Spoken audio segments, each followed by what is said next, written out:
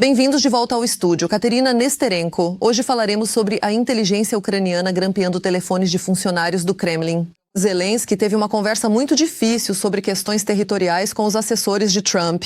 Os líderes da França, Alemanha e Reino Unido se reunirão com urgência com o líder ucraniano para discutir garantias de segurança. Explosões na base aérea de Engels estão sob ataque. Bombardeiros estratégicos da Rússia, a ironia do destino. Um avião russo lançou uma bomba sobre Belgorod. A cidade ficou no escuro. O ano de 2026 pode se tornar para a Rússia o ano da onda do terror islâmico. Tudo isso em detalhes em apenas alguns segundos. E agora mesmo, deixe seu like neste vídeo e inscreva-se no canal Ucrânia Hoje para não se perder no YouTube. Então vamos começar. Parece que para os russos isso já está se tornando normal, bombardear a si mesmos. Na noite de 6 de dezembro, ocorreu uma forte explosão no distrito leste de Belgorod. Parte da cidade ficou sem eletricidade após uma bomba aérea russa cair sobre uma subestação. Uma pessoa ficou ferida, segundo a mídia local. Aqui tem uma curva bem acentuada para o beco e foi exatamente aqui que ela caiu. Olha só, a enorme cratera.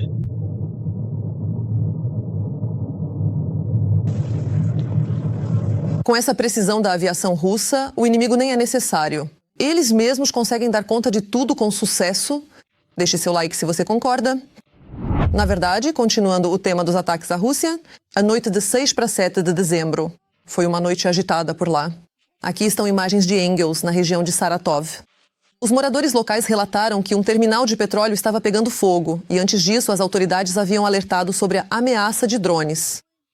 Mas não ficou só no terminal de petróleo. Segundo grupos públicos locais, a base aérea da cidade, onde os bombardeiros estão baseados, também pode ter sido atingida. Tu-160 e Tu-95MS. Aqui está ele. Não sei se agora ficará visível ou não. Bem, da janela dá para ver que está pegando fogo. Agora, tem alguma coisa queimando em algum lugar por ali. É claro que você não consegue ver daqui, mas está pegando fogo. Você pode ver como pisca de forma tão intensa ali. E aqui está uma filmagem de como funciona a defesa aérea no mesmo Engels. Errou o alvo. Você. Aí está. Sim, muito bem. Perdido. Aqui. Vamos por este lado. Ele não dá... Sim, é isso mesmo. Mas como podemos ver, isso não ajudou. Além disso, os russos reclamaram de danos. Suportes de linha de energia perto de Rostov. Centenas de pessoas ficaram sem luz. Eles passam rápido, né? Sim. Eles estão meio... Sim, esses voaram mais silenciosamente, me parece. Mais silenciosos? Não. Russos têm o que desapontá-los. Vocês deixaram passar de novo. E, na verdade, esses ataques acabam sendo extremamente eficazes. Isso foi confirmado pelo chefe da GUR, Kirilo Budanov. Se analisarmos os números absolutos, essas são perdas terríveis.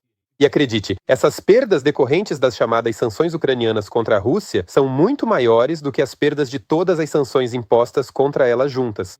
Budanov acrescentou ainda que essas sanções ucranianas já conseguiram interromper aproximadamente 20% do refino de petróleo na Rússia.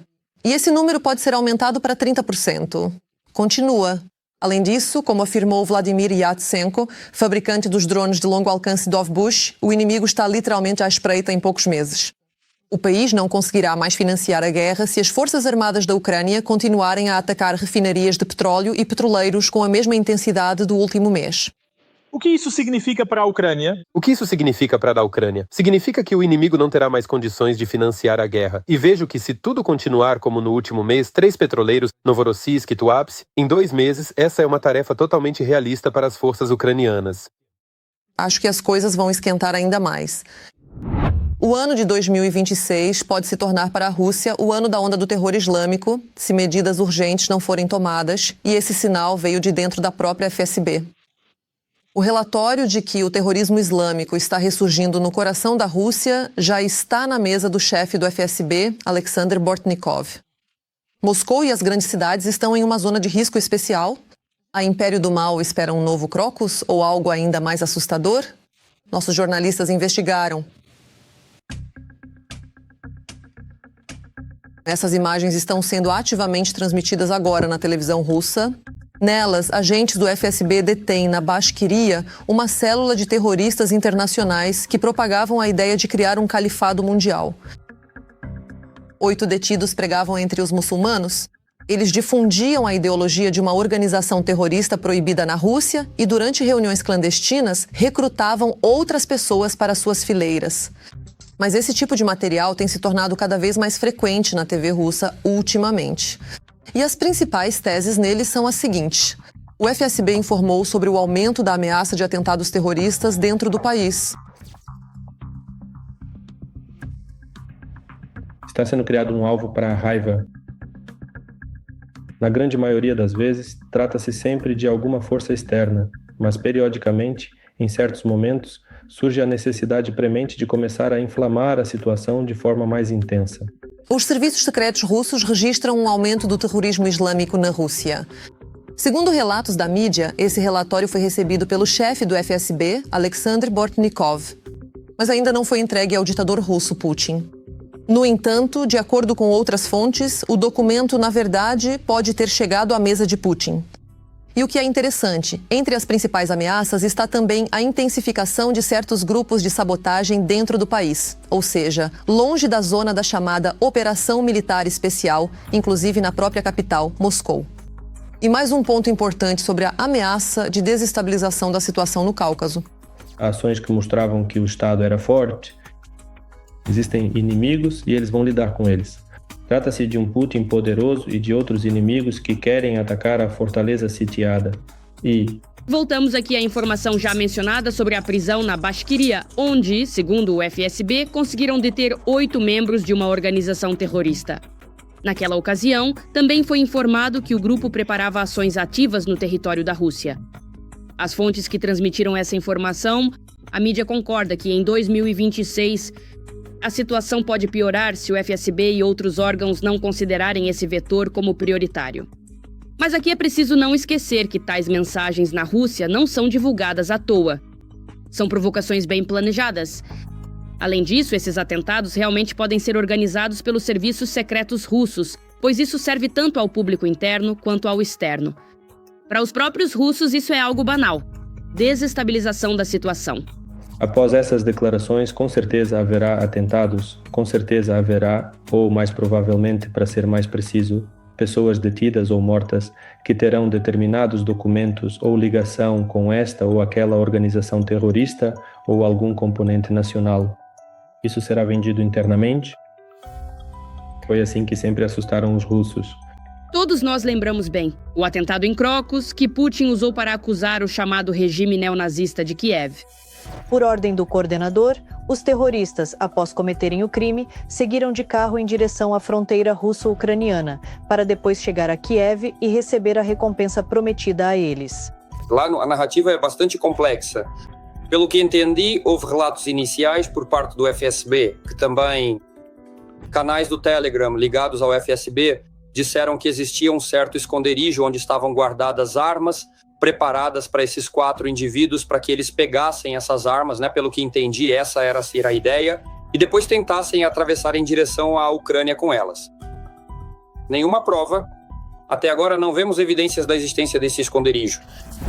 No final, essa tragédia se tornou um instrumento de mobilização da sociedade e um impulso para uma nova onda de assinaturas de contratos voluntários. Com o Ministério da Morte russo, mas para o público externo, criar uma farsa não é tão simples assim. Antes de tudo, porque, mais uma vez, será necessário vinculá-lo à Ucrânia. E é exatamente isso que agora é de importância crítica para o Kremlin. Se isso for utilizado no caso da Ucrânia, ou seja, se encontrarem novamente, digamos, um cartão de visita do Budanov, isso não será vendido para o público interno, isso será vendido muito provavelmente para fora, para os Estados Unidos. Olhem só, eles agem de acordo com as regras da guerra. Outros especialistas também falam sobre isso. Uma série inteira de atividades por parte do FSB. Isso é uma preparação para atentados terroristas tanto na Rússia quanto na Ucrânia. Na Ucrânia, o objetivo é desmoralizar a sociedade em meio a escândalos, cortes de energia e a situação na linha de frente. Na Rússia, agitar a população para justificar uma nova onda de mobilização. Em outras palavras, o regime governante russo é perfeitamente capaz de organizar ele mesmo uma série de atentados dentro do país para depois culpar a Ucrânia e tentar usar isso como pressão nas negociações. Ou então, assustar definitivamente os russos e empurrá-los para uma mobilização total. As orelhas do GUR certamente estão presentes nos gabinetes do Kremlin. Isso foi confirmado pelo próprio chefe da inteligência ucraniana, Kirilo Budanov, que revelou um detalhe interessante. Kirilo Alexievich, existe a possibilidade de escutar nossos inimigos, os de alto escalão. Até que ponto existe essa possibilidade? Você pode dizer, existe essa possibilidade na vida real? Escutar nossos inimigos, os de alto escalão? Ouvir as conversas deles? Escutar sim, existe. E nós recebemos dinheiro por isso? Ele não revelou mais detalhes, mas entendemos o motivo. Afinal, a inteligência sempre trabalha em silêncio. Você se lembra de como? No final de novembro, a Bloomberg publicou a transcrição das ligações de Ushakov com Wittkov e Dmitriev. A Ucrânia negou oficialmente qualquer envolvimento nesse vazamento. E o gabinete do presidente declarou que não tem relação com o escândalo.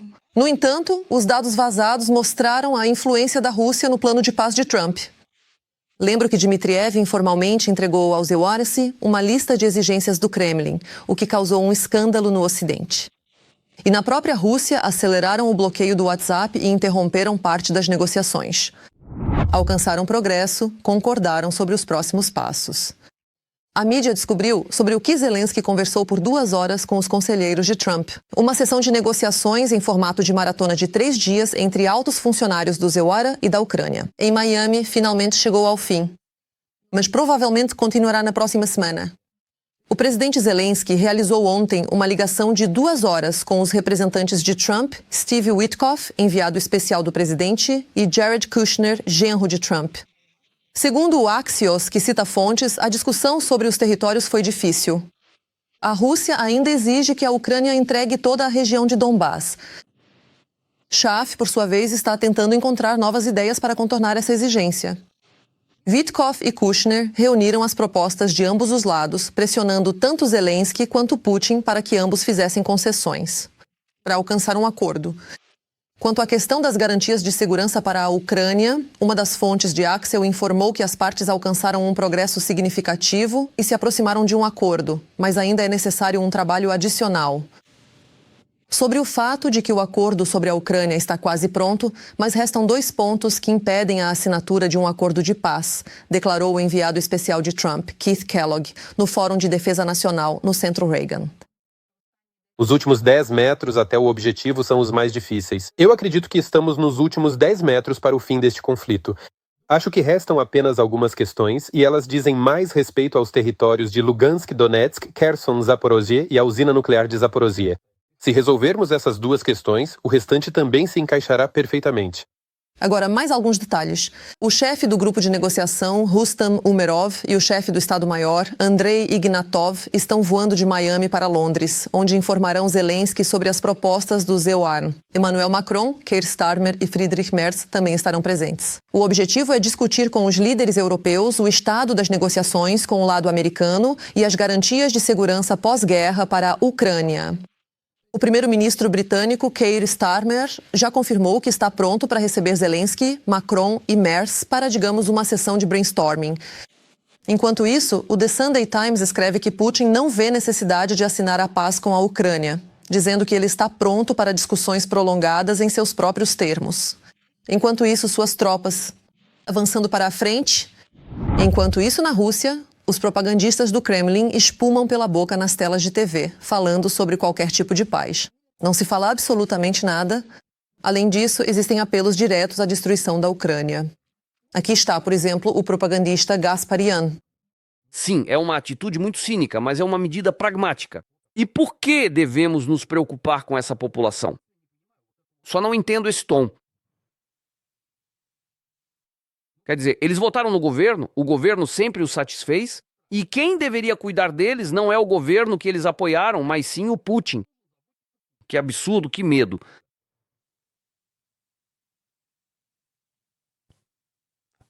Putin deve cuidar do povo russo, Putin não deve cuidar dos Ragul, não é verdade? Putin se preocupa com o povo russo. E não há ninguém usando um pote na cabeça. Não vai ser grande coisa se alguma gata morrer de cólica. Eis aqui mais um dos bajuladores de Putin. O propagandista Solovyov ameaça publicamente a liderança da União Europeia. Este ato de tentativa de confisco de fundos, em primeiro lugar, mostra de uma vez por todas que a UE, como estrutura, é uma organização terrorista de ladrões. Portanto, devemos expulsar daqui qualquer pessoa que tenha qualquer ligação com as estruturas oficiais da UE, romper quaisquer relações existentes, rever quaisquer leis vigentes, declará-las organizações terroristas e, com base nisso, persegui-las como perseguimos terroristas. Ou seja, declarar Ursula von der Leyen, Kaikalu com terroristas. E se encontrarmos no banheiro mesmo, vamos acabar com eles. Destruir, intimidar e ameaçar o mundo inteiro. E depois disso ainda se surpreendem por serem chamados de fascistas.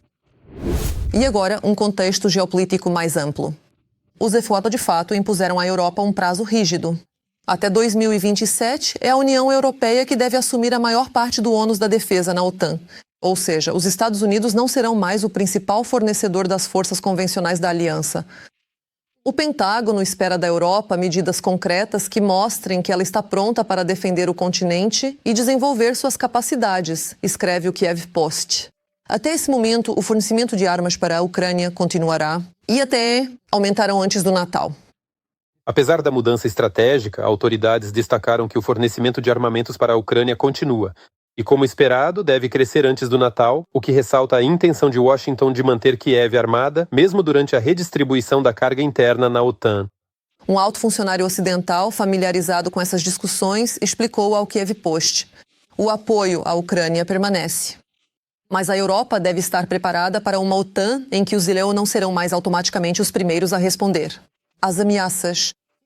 Enquanto isso, dentro do ZPSNEUA, o apoio ao fornecimento de armas americanas atingiu um recorde de 64% desde o início da invasão em grande escala pela Rússia. No ano passado, era 55%. Além disso, 62% dos americanos querem a vitória da Ucrânia. Esses são os resultados da pesquisa do Instituto Reagan. Já são 21 países que compram armas americanas para a Ucrânia. Isso foi informado pelo ministro das Relações Exteriores, Andrei Sybiha. O chefe do Ministério das Relações Exteriores da Ucrânia destacou que, nos últimos dias, mais 5 países aderiram à iniciativa Pearl. Também foram feitas 8 contribuições adicionais por aqueles que já haviam participado. Até hoje, já são 21 países participando do Pearl, com um total de compromissos de 4,18 bilhões de dólares. Entre esses países estão a Nova Zelândia e a Austrália. Eles vão financiar a compra de armamentos dos IUA para a Ucrânia no âmbito da iniciativa Pearl. É a primeira vez que países fora do bloco da OTAN aderem ao projeto. Quão generosos são os parceiros e que perspectivas se abrem para os defensores ucranianos? Vamos assistir a seguir. A OTAN confirmou a disposição de aumentar a ajuda a Kiev. Se não fizermos isso agora, no futuro isso nos custará muito mais caro. Os parceiros fornecerão armas à Ucrânia pelo programa Pearl. Aproximadamente $1 bilhão.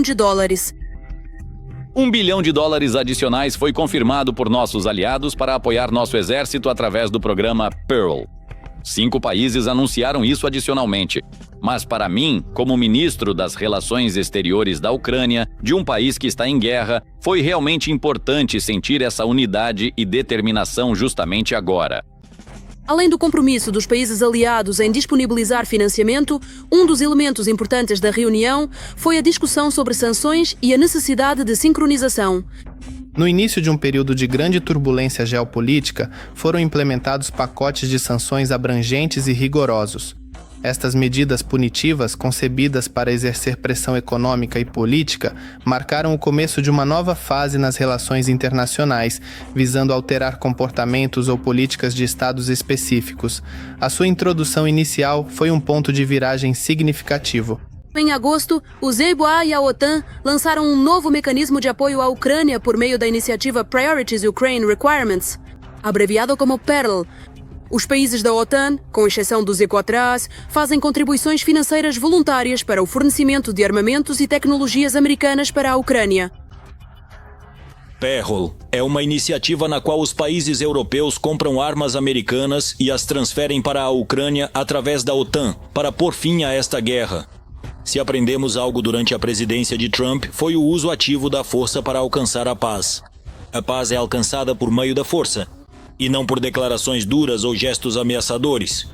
Ela é alcançada por meio da força, quando você tem um potencial real que é respeitado pelos adversários. O PERL permite coordenar as contribuições, acelerar as compras e entregar mais rapidamente à linha de frente aquilo que não pode ser substituído por equivalentes europeus. A Holanda foi a primeira a aderir à iniciativa no outono, destinando 500 milhões de euros para a compra de sistemas Patriot e outros meios de defesa antiaérea. Dinamarca, Noruega e Suécia financiaram munições para o HIMARS e outros suprimentos críticos. A elas se juntaram a Alemanha e Canadá. Bélgica, Lituânia, Letônia, Estônia, Islândia e Luxemburgo anunciaram sua disposição de aderir ao 5º pacote de financiamento. Austrália e Nova Zelândia estão ampliando o apoio. Os países fornecerão pacotes de ajuda militar no valor de 63 milhões de dólares e 8 milhões e 700 mil dólares. Agora, até mesmo a Nova Zelândia e a Austrália, que não fazem parte da OTAN, mas são parceiras próximas da aliança através da região Indo-Pacífico, também assumiram compromissos. Essa é uma notícia realmente ótima. E isso nos proporciona um fluxo estável de armas para a Ucrânia, provenientes dos estoques necessários dos ISAM-TAIWA. Enquanto os aliados se unem para ajudar a Ucrânia, a Itália decidiu encerrar sua participação no programa Pearl.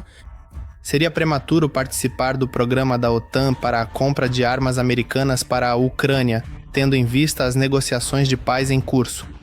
Se chegarmos a um acordo e os combates cessarem, não serão necessárias mais armas.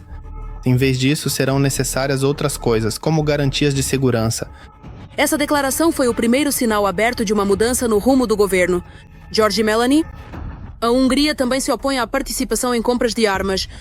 Ao mesmo tempo, os Países Baixos vão transferir 500 milhões de euros, a Noruega 250 e o Canadá 200. A Polónia destina 100 milhões de dólares para mísseis Patriot. O destino da Europa está em jogo.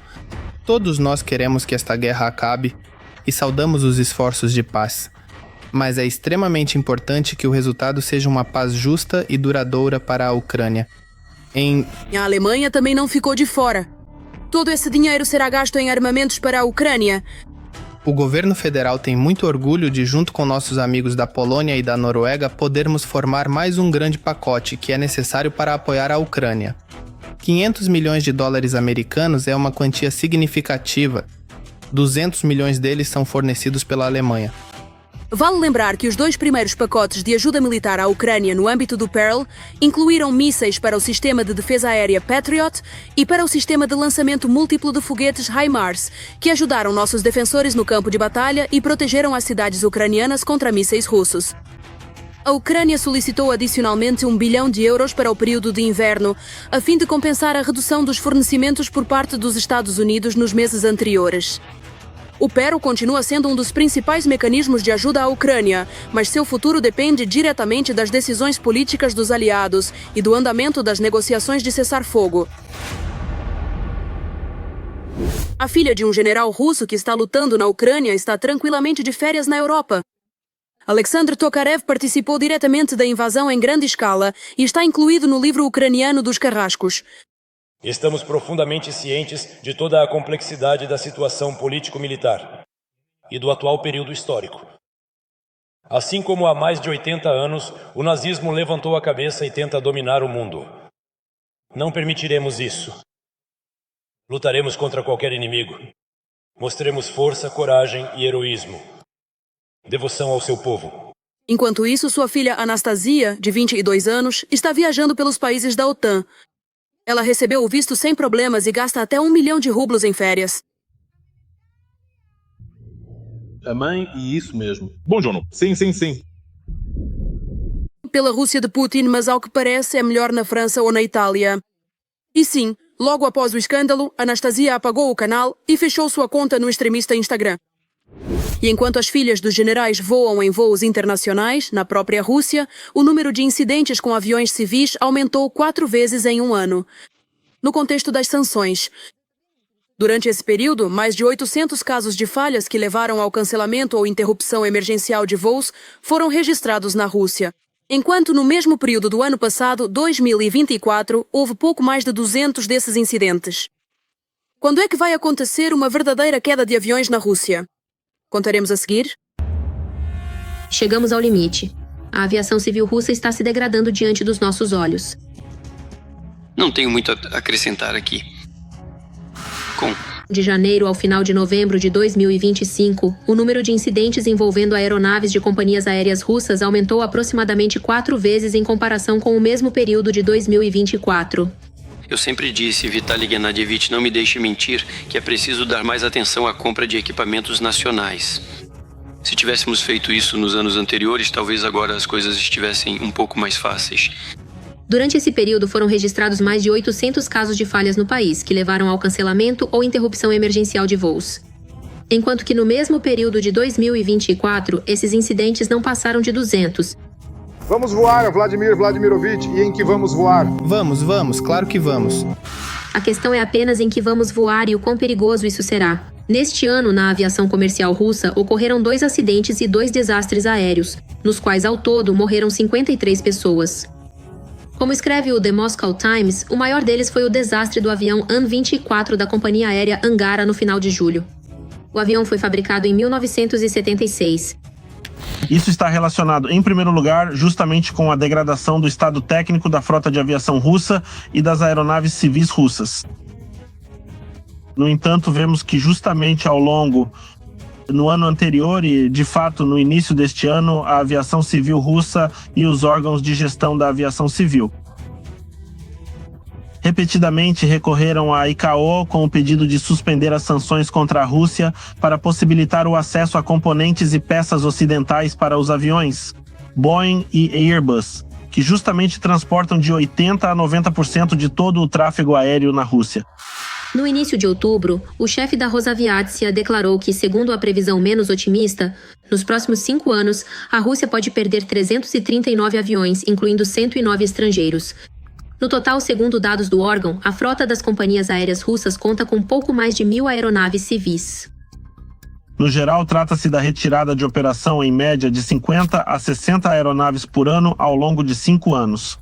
Em primeiro lugar. Em segundo lugar, estamos falando, na verdade, de mais da metade da frota ocidental que a Rússia opera atualmente. Segundo diferentes estimativas, atualmente a frota da Federação Russa pode contar com cerca de 150 a 600 aviões ocidentais, dos quais cerca de 1/3 já não pode ser utilizado normalmente, pois quebras frequentes ou a falta de peças de reposição para conserto fazem com que essas aeronaves fiquem paradas ou se tornem vítimas do chamado canibalismo aeronáutico. Após o início da guerra, as autoridades russas decidiram salvar o setor de aviação e anunciaram um programa de revitalização da indústria aeronáutica nacional. O plano era que a produção de aviões civis no país, em apenas alguns anos, atingisse o nível da União Soviética e até 2030, as companhias recebessem mais de 1.000 aeronaves nacionais. Mas tudo isso ficou apenas nas palavras. No início de 2025, o governo decidiu reduzir em 1,5 vezes o plano de produção de aviões. Nós vemos que o nível e as tecnologias necessárias justamente para a produção desses aviões e aeronaves estão criticamente atrelados à capacidade da Rússia de comprar componentes ocidentais, peças ocidentais, tecnologias ocidentais e inclusive o equipamento correspondente de produção para fabricar determinados componentes ou sistemas. Ou seja, se olharmos para o futuro, os russos não terão muito tempo para continuar voando. Estamos vendo o início. A Rússia continua usando o chamado mecanismo de importação paralela, que permite, de fato, realizar o chamado reexportação de componentes e peças de reposição. Em primeiro lugar. Em segundo lugar, isso leva ao fato de que estão sendo instaladas nos aviões peças de origem duvidosa, inclusive peças que já foram usadas anteriormente. Isso leva à diminuição da segurança dos voos, ao contínuo aumento das falhas técnicas na aviação. E, como consequência, veremos um aumento no número de acidentes aéreos, inclusive de vítimas relacionadas a eles. A aviação civil russa poderia ser salva pelo fim das sanções ocidentais. No entanto, esse cenário ainda é impossível. E novos aviões significam pedidos de longo prazo, contratos para décadas e bilhões de dólares, dos quais a Rússia de Putin, por causa da guerra, está criticamente carente. É isso. Isso é tudo. Deixe um like neste vídeo e não se esqueça de se inscrever no nosso canal Ucrânia Hoje para não perder nossos próximos episódios. Até a próxima!